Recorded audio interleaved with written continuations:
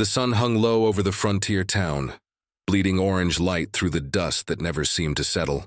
The main street was alive with the usual commotion.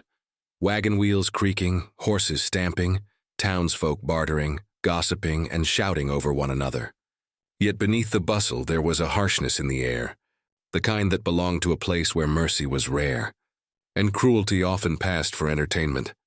Near the wooden steps of the sheriff's office, a small girl stood barefoot, her hair tangled and dress torn at the hem. She couldn't have been more than 8 years old, but life had carved lines of sorrow across her young face. An empty tin cup shook faintly in her hand, not from cold but from the sheer weight of hunger and fear. She whispered timid pleas for help, her voice nearly lost against the wind that whistled through the street. Instead of compassion, she earned sneers. Merchant shook his head and muttered, "Another beggar's brat. Best keep her moving." A pair of young men chuckled cruelly, nudging one another as they tossed mocking words. But the worst cruelty came from the one who should have offered protection, the sheriff himself. Sheriff Dodd leaned against the post outside his office, cigar smoldering between his lips, boots crossed casually at the ankles.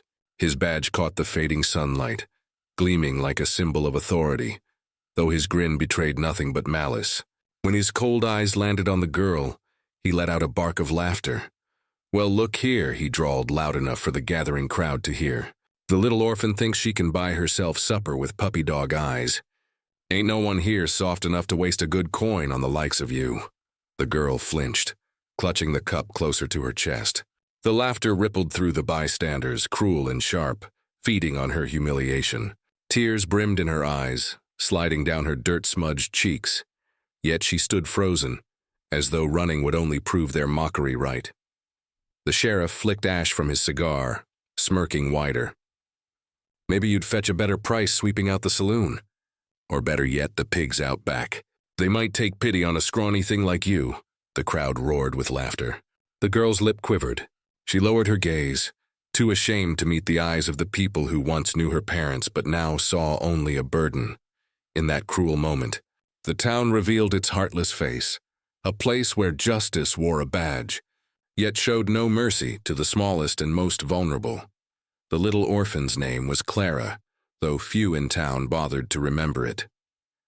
Once not so long ago, she had been the daughter of Daniel and Mary Whitlock, a couple who had carved a modest living from a patch of hard earth just outside the settlement. Her father was known for his steady hands with a plow and his quiet integrity. Her mother, for her soft singing voice that drifted through the open windows on summer evenings. For a time the Whitlocks were respected, if not prosperous. But frontier life was merciless. A fever swept through the homestead last winter, stealing first her mother's strength, then her father's breath. Neighbors had shaken their heads, offering murmured condolences, yet none had stepped forward to take Clara in. A child without parents meant another mouth to feed in a town already clawing for survival. Compassion, it seemed, was too expensive. Now Clara lived in the shadow of what she had lost. Nights were spent curled up in the loft of a collapsing barn, the straw damp and the wind slicing through cracks in the boards. Days were a battle against the gnawing emptiness in her stomach. She learned to sip from the creek when her throat burned, to chew wild roots when her belly ached. But the hunger never truly left. It only dulled into a constant companion, whispering despair. Her loneliness was worse than hunger. Children who once played marbles with her now crossed the street when they saw her coming, their mothers tugging them away with sharp whispers. "Don't stare. Don't speak to her." To the townsfolk, Clara was a reminder of fragility, a shadow of misfortune they feared might cling to their own families. When she approached shop doors with trembling hands, the merchants would wave her off. "We've nothing for you, girl. Go beg elsewhere?" Their words cut deeper than any hunger pang, telling her she was unwelcome, unworthy, and yet through it all, Clara rarely raised her voice. She endured the silence, endured the stares, endured the cruel jokes tossed like stones at her small frame. Her pain was a quiet one, etched into her eyes and carried in the slump of her shoulders. Every day she held on to the fragile hope that someone, anyone, might see her not as a burden but as a child who deserved to live. The laughter in the square swelled like a cruel tide. every sneer and chuckle crashing against the small frame of the orphan girl. Clara's cheeks burned, though the chill of the coming evening crept across her bare arms. She tried to shrink into herself, clutching the tin cup tighter, as if hiding would make the world forget she was standing there. But the sheriff had no intention of letting her slip away quietly. Sheriff Dodd straightened from his post, his spurs jangling as he stepped closer.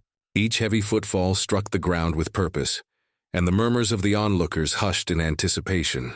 He was a broad man, with a barrel chest and a cruel smile that seemed carved into his face. Authority clung to him like dust to leather, and he wielded it not as a shield but as a weapon. "Well now," he drawled, circling Clara like a wolf sizing up its prey. "You're still standing here begging like a stray mutt? Didn't nobody teach you manners? Folks work hard for their money. You think they're gonna hand it over to a scrawny beggar girl just 'cause she bats her wet little eyes?" Clara's lips trembled, but no sound came out. A nervous laugh rippled through the crowd, emboldened by the sheriff's taunts. He tapped her tin cup with the edge of his boot, sending it clattering onto the boards of the wooden walkway. The hollow ring echoed, each bounce a fresh sting of humiliation. Coins? None. Only dust. The sheriff leaned down, close enough that the smoke of his cigar curled around her face. "Tell you what," he said with a mocking grin. "Why don't you sing for us like your mama used to? Maybe if you're lucky, these fine folks will toss a penny or two. Though I reckon even a dog howling would sound sweeter." The crowd burst into laughter, some clutching their sides, others pointing at the trembling child.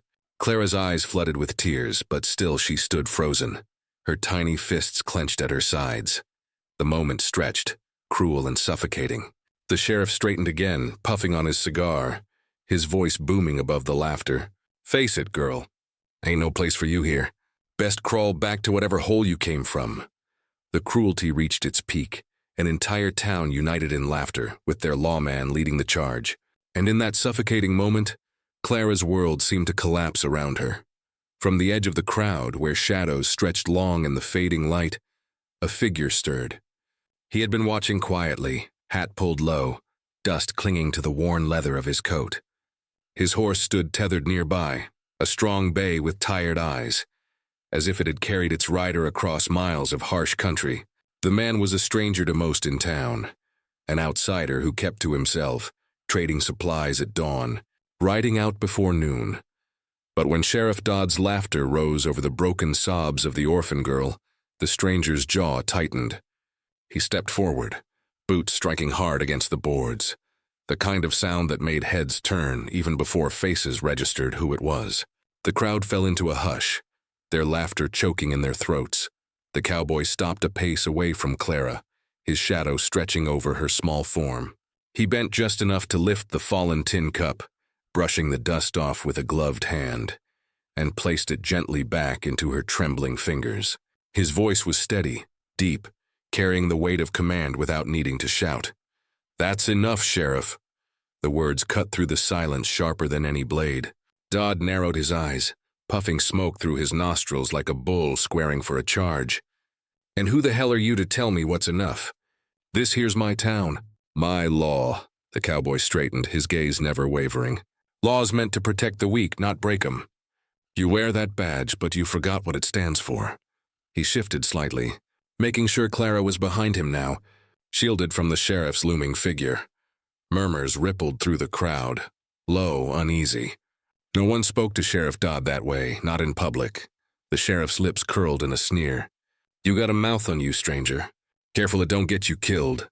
The cowboy's hand hovered near his holster, not a threat, but a promise.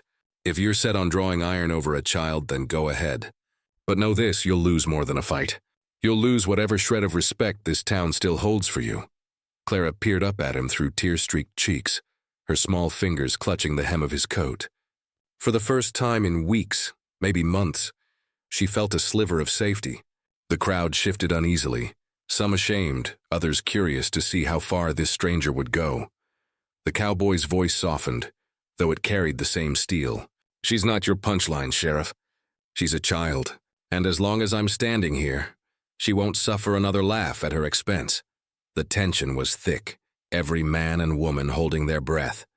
A storm had entered the town square, not of dust or wind, but of defiance, brought in on the boots of a cowboy who refused to let cruelty reign.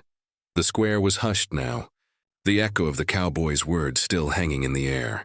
Sheriff Dodd shifted uneasily, his smirk faltering as he searched the crowd for support. But the townsfolk who had once laughed so loudly now kept their eyes down, their boots scuffing the dirt. No one dared echo his mockery anymore. The cowboy turned slightly, crouching so his eyes met Clara's. His voice dropped to a gentleness that seemed foreign in such a cruel place. "You don't belong here, little one. Not like this. Come on." With careful hands, he lifted her from the ground. Clara's small frame trembled as he set her against his chest, her arms instinctively wrapping around his neck. For a heartbeat, she buried her face in his shoulder, the sobs breaking free now that someone stronger had chosen to stand for her. The cowboy's grip was steady, firm as if he had carried such burdens before. He walked toward his horse, each step echoing like a verdict across the silent square. The sheriff spat into the dust, his pride smarting. "You'll regret this," Dodd growled, but his words lacked the force they once carried. The cowboy didn't even glance his way. Reaching the bay, he swung into the saddle with practiced ease, then leaned down to settle Clara before him. The child clutched the saddle horn wide-eyed, but when the cowboy draped his arm around her, she exhaled a shaky breath, as though for the first time in months. The weight of fear had lifted. The crowd whispered now, voices low but urgent. "Did you see that?" He stood up to the sheriff. No one's done that before. For every whisper of awe, there was another of doubt. But the spell of cruelty had been broken. Sheriff Dodd stood rigid, fists clenched, the cigar smoldering forgotten between his fingers. He could have reached for his gun, but he didn't. Perhaps he saw in the cowboy's calm defiance a fight he couldn't win, not with bullets, and certainly not with the eyes of the town upon him. The cowboy gave the reins a light tug. His horse stepped forward, hooves thudding against the hard-packed earth. Dust rose around them, curling in the last light of day as the stranger carried the orphan girl out of the square. He didn't look back, not once. That single act, the lifting of a child into the saddle, was more than mercy. It was a declaration, a symbol carved into the hearts of every bystander. Cruelty might rule the town for a time, but not today. Today, a cowboy had chosen to carry innocence away from shame. The trail out of town was quiet, save for the rhythmic thud of hooves against the dirt road. The sun dipped below the horizon, painting the sky in shades of crimson and gold, as if the world itself was marking the end of one chapter and the start of another. Clara leaned against the cowboy's chest, her small hands clutching the edge of his coat, feeling warmth she hadn't known in weeks. He didn't speak much, but his presence was a comfort. Every now and then, he adjusted the saddle to make her more secure, brushed dust from her hair, or offered a sip of water from a canteen. Simple gestures, but for Clara, they were proof of care, of safety, of a world where someone finally saw her as more than an orphaned burden. They rode through fields and along winding creeks, past hills that rolled endlessly under the twilight. The town and its cruelty shrank behind them with every mile. The laughter of the sheriff, the jeers of the townsfolk faded into memory, replaced by the gentle whisper of the wind through the grass. Clara dared to speak for the first time in hours. "Where are we going?" she asked, her voice small but steady. The cowboy glanced down, a rare softness in his eyes. "Somewhere you can rest. Somewhere no one will mock you for being small or alone. Somewhere you'll be safe." The word settled over her like a warm blanket. She hugged him tighter, not out of fear this time, but gratitude. For the first time, she felt hope threading through her chest, a fragile, shining thing that told her she could survive this, that life could be kind again. As night deepened, they found a quiet clearing by a babbling stream. The cowboy set up a modest camp, simple blankets and a small fire. He watched over her as she ate, then dozed, then finally slept, her body finally unburdened from fear. For Clara, the world was no longer just a place of hardship.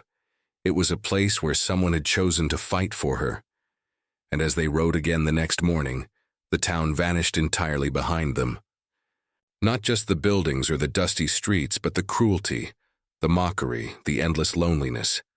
Clara sat tall in the saddle, gripping the reins beside the cowboy's steady hand, her heart lighter with every step. She never looked back.